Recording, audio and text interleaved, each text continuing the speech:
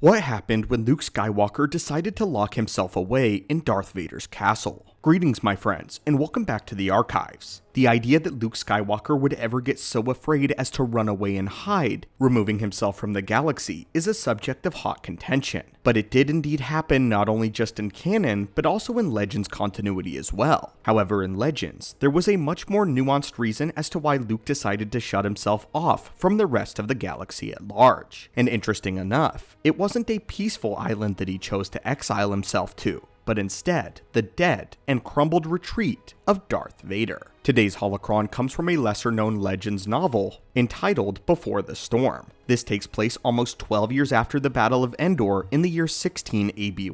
Fearing the dark side, Luke would make a very mysterious choice by vanishing from the Jedi Academy, deciding to spend an indefinite amount of time sealed inside one of his father's many houses. So why exactly did Luke do this? And why did he exile himself to Vader's castle and homestead on Coruscant? The beginning of the book has Luke resting on the roof of the Jedi Praxium on Yavin 4. Lost in thought and analyzing the stars, Luke is met by one of his first students, Streen, and the two have a short conversation about the ancient Masasi tribe, the ancient species that used to live on Yavin 4. After a moment of silence, Luke drops the massive revelation that he has decided to leave his students and his academy behind. Luke explains to a shocked Streen that he has somewhere that he needs to go, deciding to leave things rather vague, and stating that he may never return to the life of the Jedi or the Jedi Praxium. Even more shocking than this, he relinquishes the title of the Grandmaster to Jedi Streen. Calling his students together for one last meeting and conversation, he explains to them that he will be leaving, and that his time as a Jedi, let alone the Jedi Grandmaster, may be at an end. Following this, Luke disappears completely. Strangely enough, Luke doesn't tell anyone else other than his students that he is leaving. This leaves Han and Leia to have to find out about his disappearance from Luke's Jedi students. Though Luke wouldn't be too far from everyone else in the galaxy, he made his journey to the world of Coruscant, and far outside of the former Imperial city to a cliff facing a beach. This was the site of Vader's fortress retreat, one of the last houses that Vader ever had constructed. According to Luke, there was no record of whether Vader ever actually lived here, but the small fortress was built according to his specifications. However, the entire fortress had been destroyed by a B-Wing during the New Republic's takeover of Coruscant, leaving the home in shambles. It was here where we get to see just how powerful in the Force Luke has become, as after a decade of dedicating himself to the study and experience of it, he meditates and reaches out through the Force, feeling every piece of the debris, every chunk of rock and scrap of metal that once made up Vader's retreat. The stones, cracked foundations, and archways all swirl around Luke together in his mind, as well as physically, as he meditates on the once proud fortress of the Dark Lord.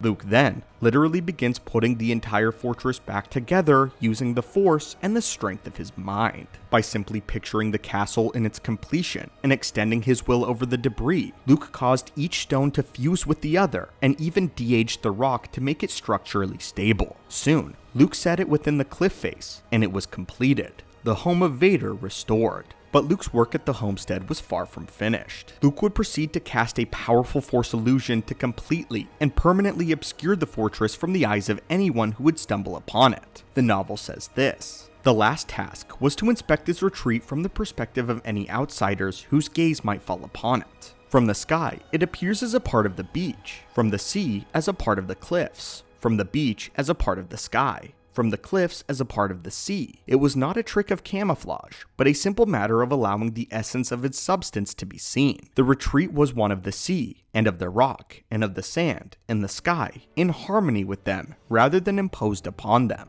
By the way, Luke does all of this with no strain within his mind or strain to his body. All it took was his concentration. I love when we get to see the Force used in such detail and finely tuned ways as Grandmaster Luke wields it. According to what we've seen in the Darth Bane novels, Master level Jedi and Sith are capable of influencing things in the Force to a subatomic level. This also encapsulates Yoda's instance that size does not matter, and that the only limitation is what the Jedi places on themselves within their mind. Luke by this point has faced impossible odds, including the resurgence of the clone Emperor Palpatine, so his confidence in his ability in the Force is not a question. He is able to construct an entire palace out of debris, restore it to its original form, and then obscure it from sight without straining himself whatsoever. But it is not all harmony as Skywalker wishes. This massive power in the Force is foundational as to why Luke is even in this palace in the first place, and why he has chosen to exile himself. The novel explains that Luke has achieved a massive boost in power, and at this point, things are getting strange because of all of his power in the Force. Luke is acting paranoid and refuses to let Han even have his navigation computer when he flies his speeder to a meeting point between the two of them. Luke brings Han into the fortress, and the two have a discussion where we finally get our answers as to why Luke has been acting so strange. To condense the lengthy conversation,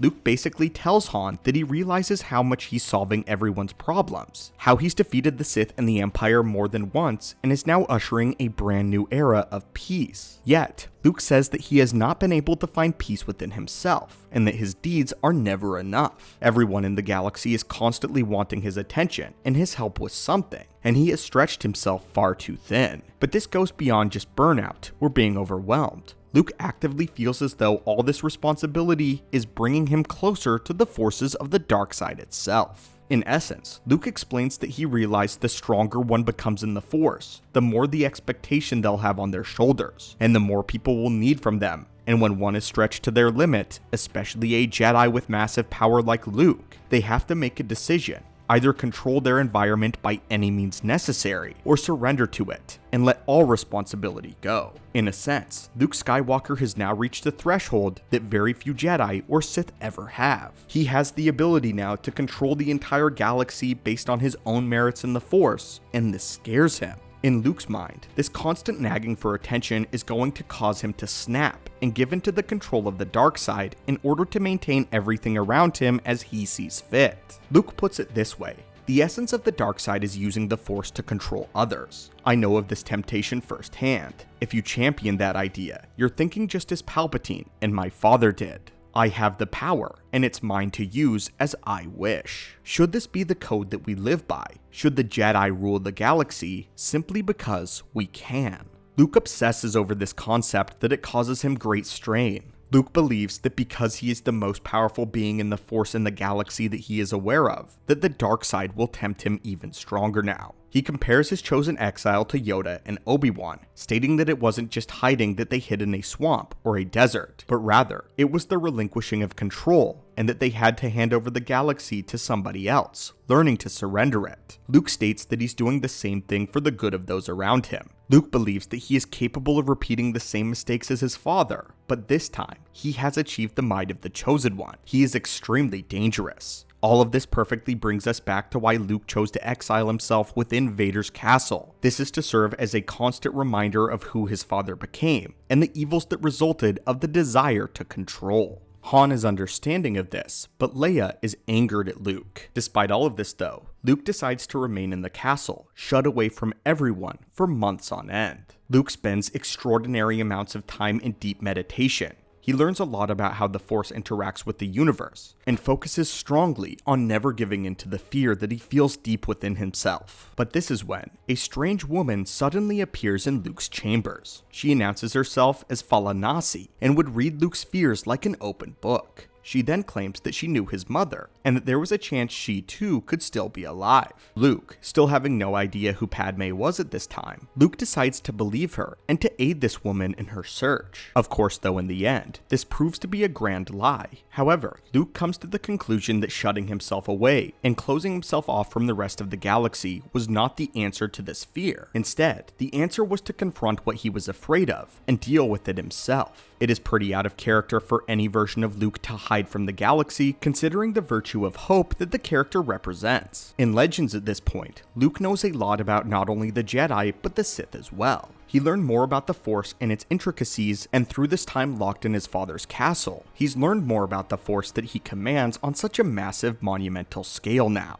He believes that its mysteries are no longer lost to him. And it's not that he has become jaded, more so that he is no longer naive. This loss of naivety has led him to ponder more on his role as the Jedi Grandmaster. He saw what power did to those who weren't able to handle it, or use it to solve all of their problems. Darth Vader had all the powers of the universe as the Chosen One, and yet, the weight of that responsibility crushed him, to the point where he chose to destroy everything. Luke at this point wasn't able to accept his status as a hero, a champion, and the Grandmaster. He fears the power that turned Anakin.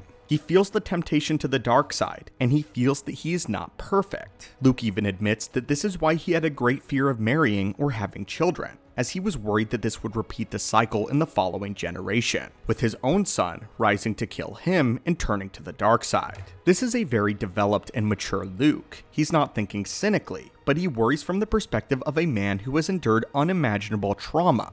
The memories of having to fight his father to the death haunt him, even though he will never admit it. And it is the stress of keeping the entire galaxy in balance and the Jedi in line that is leading him to a moment that he is afraid that he will snap, that he will become what Darth Vader did. Instead, Luke is attempting to be selfless, and in some ways selfish, shutting himself away from everyone. He believes that he is protecting them from himself and what he could become. It's an incredibly tragic line of thinking, but one that fortunately Luke does break from. In an amazing turn of events, he overcame his father's fears of the dark side by using the Fortress of Lord Vader, a symbol of the Dark Lord's tyranny. And by meditating on the Force, he became at peace with not only it, but his father and himself. But anyway, my friends, I do hope you enjoy this video and a look into the mind of Luke Skywalker, one of the most powerful beings in the entire galaxy, and how the weight of that power is not always as pure as one may think. Thank you so much for visiting the archives today, my friends, and may the Force be with you.